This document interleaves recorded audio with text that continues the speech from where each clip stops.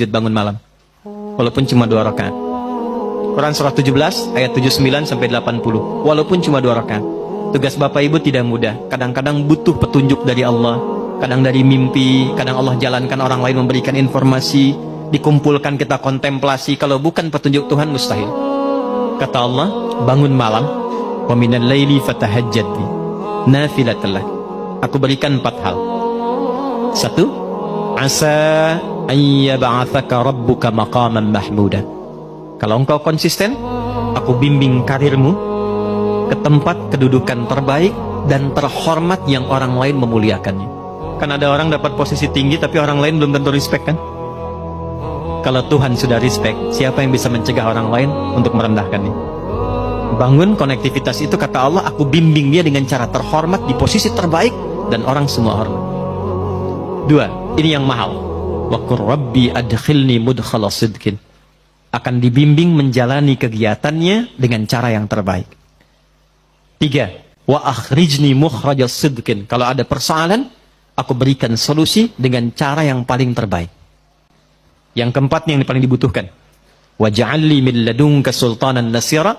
Kalau ada yang usil dengan jabatannya pun, ingin menjahili, menyingkirkan, menyungkurkan, ini fitrah kata Quran. Semakin tinggi jabatan, semakin besar tantangan. Kata Allah, aku yang akan langsung menolong hambaku itu. Allah yang langsung menolongnya tanpa perantara siapapun. 4. Yang terakhir saya tutup, ada ketakwaan sosial. Hubungan dengan kita semua. Hubungan dengan kita sesama. Itulah yang kita beri nama silaturahim. Maka pindah ayatnya ke ayat pertama di surah yang keempat. Dengan kalimat nas, pembukanya sama. Ya ayyuhan nas. Hei semua manusia. Tuh, balik lagi. Laki-laki, perempuan, bapak ibu dari manapun. Ittaqu rabbakumul ladzi khalaqakum. Tegaskan lagi, tingkatkan takwamu kepada Rabbmu. Takwanya apa di sini? Kalau yang tadi spiritual, yang ini beda. Alladzi khalaqakum min nafsin wahidah wa khalaqa minha zawjaha. Yang telah mencipta engkau dari bapak yang sama, dari satu ibu yang sama. Maksudnya apa? Kalaupun kita beda keyakinan, membangun hubungan baik dengan sosial, setidaknya samakan di satu persepsi berasal dari bapak yang sama, Adam alaihissalam. Jadi kalau nggak sepakat di nilai-nilai keyakinan spiritual, sepakatlah di nilai kemanusiaan yang sama. Karena itu jangan batasi pergaulan sosial kita hanya dengan yang muslim saja. Kalau pengajian silahkan yang muslim, yang lain punya acara lain. Tapi kalau nilainya sama-sama yang sifatnya sosial, bakti sosial, kegiatan umum, libatkan semua sehingga merasakan kenikmatan yang sama. Minimal kita sepakat dari satu bapak yang sama. Janganlah dia kafir, nggak boleh. Ya? Dia nggak sama keyakinannya, nggak boleh. Tempatkan dalam satu hal yang sama. Bukankah Quran begitu bijak? Ya. Bukankah Quran begitu indah? Ketika menempatkan pada nilai spiritual, eksklusif. Ketika nilai-nilai itu sosial, buka. Wabatha minhuma rijalan katsiran wa nisaa. Setelah itu, lahirlah keturunan-keturunan menyebar, lelaki perempuan. Dalam pergaulan itu boleh jadi ada khilaf yang membuat pergaulan dan hubungan menjadi kusut. Maka turunlah kelengkapan ayatnya. Wattaqullah, hei yang muslim, bertakwalah kepada Allah. Jangan sampai di dunia rajin sholat, tapi punya masalah dengan teman-temanmu sehingga engkau sulit untuk dihisab di hari kiamat. Hadis Muslim, riwayat sahabat Abu Hurairah. Maaf, ada orang yang disebut Nabi bangkrut di hari kiamat. Izin, ini masih ada waktu? Masih, sampai jam berapa kita? Oh silahkan sampai jam 12, saya 11:04 pulang. Saya mau ke Banten. Ya, izin sebentar, maaf. Jadi ada sedang begini, Nabi sedang duduk-duduk nih dengan sahabat, beliau tanya, atadruna al-muflis, tahu nggak kalian orang yang bangkrut?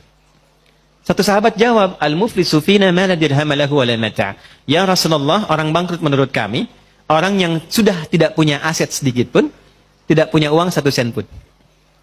Teori ekonominya pas, benar secara ekonomi. Perhatikan jawaban Nabi. Maaf, yang mengaku umatnya Nabi Muhammad, tolong highlight ini.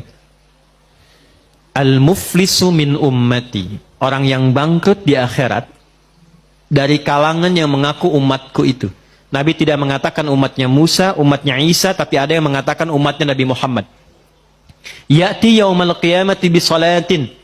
Dia datang di hari kiamat dengan pahala rajin salat. Jadi salatnya rajin. Tahajud, dia salat sunnah duha dan sebagainya. Wasyamin, rajin puasa sunnah. Hati-hati Pak Adeng nih, sedang puasa sunnah nih.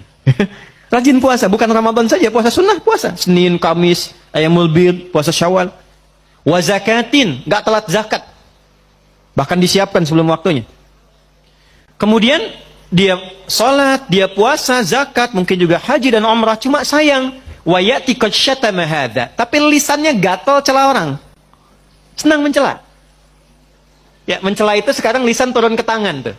Turun ke tangan. Ada ayatnya, al-yauma nakhtimu ala afwahim wa tukallimuna aydihim. Sekarang itu ayat Yasin itu berlaku. Kadang orang mencela, lisannya diam tapi tangannya itu komen. Hah? Tangannya komen kan? Sudah mulai sekarang ya. Tinggalnya di Singaparna tapi statusnya nyampe Singapura kan? Hah? Tungguin gitu kan? Dan terlibat di situ. Itu pembuktian terbaik sekarang, muncul sekarang. Dan masalah paling banyak kan sekarang, Pak ya? ITE yang banyak diadili itu. Ya. Wa qadzafa hadza, suka nuduh dengan bukti yang tidak ada. Maaf, wa daraba hadza, senang berkelahi. Puncaknya wasafaka dama hadza. Ada yang menumpahkan darah, membawa nama agama dengan jalan yang tidak benar. Tembak sana, bom sana, dor, Allahu Akbar, Allahu Akbar. Dan itu oleh Nabi jauh-jauh diingatkan. Hati-hati Pak, kalau ada aliran yang sedikit-sedikit lukai orang, menghukumi orang sekenanya, kata Nabi hati-hati. Karena kita itu sudah lengkap sekali aturannya, pakemnya sudah jelas, ya. Jadi saya pernah sampaikan di beberapa kesempatan waktu bom di Jalan Tamrin tuh, izin Pak Dirjen, teman-teman, Bapak Ibu. Itu saya sedang di Lampung. Duar ledak. Itu pertanyaan pertama langsung bertanya, Ustadz, apakah bom di Jalan Tamrin termasuk jihad fisabilillah? Saya bilang dengan sederhana sekali, Pak, sependek pengetahuan saya, jihad fisabilillah itu jihad di jalan Allah, bukan di Jalan Tamrin. Tapi itu pembuktian terbaik dari apa yang Nabi sampaikan dulu. Nah, orang-orang ini ketika pulang, ini spiritnya, hukum positifnya supaya kita koreksi diri, jangan sampai terjadi. Nanti tu'khadhu hadza min hasanati wa hadza min hasanati. Yang baiknya akan ditimbang karena Allah adil, tapi untuk nutup yang buruknya. Jadi kalau ada orang sholat senang sekali usil pada orang dengan lisannya, dia caci maki orang, pahala sholatnya diberikan pada yang dicaci itu. Ada orang puasa, tapi saat yang bersamaan bikin hoax, maka pahala puasanya ditarik, ditutupkan pada dosa hoaxnya itu. Ada orang haji, saat bersamaan fitnah, orang diambil pahala haji diberikan pada yang difitnah itu. Fa in faniyat hasanatuhu, kalau habis modalnya masih tersisa yang buruknya. Pernah mencela orang, ini habis modalnya. Maka itu yang disebut dengan bangkrut. Faturiha finnar, dilemparkan ke neraka dulu untuk dicuci. Maka apa yang harus dilakukan saat masih hidup sebelum wafat? Wattaqullaha alladzi tasaaluna bihi wal arham. Maka kata Allah dipesankan, bertakwalah engkau yang telah beriman, yang muslim. Jangan sampai pulang punya persoalan. Kumpul dengan teman-temanmu, lihat keluargamu, anak istrimu, tetanggamu, teman-temanmu di kantor, dalam pekerjaan, maka bangun silaturahim ini.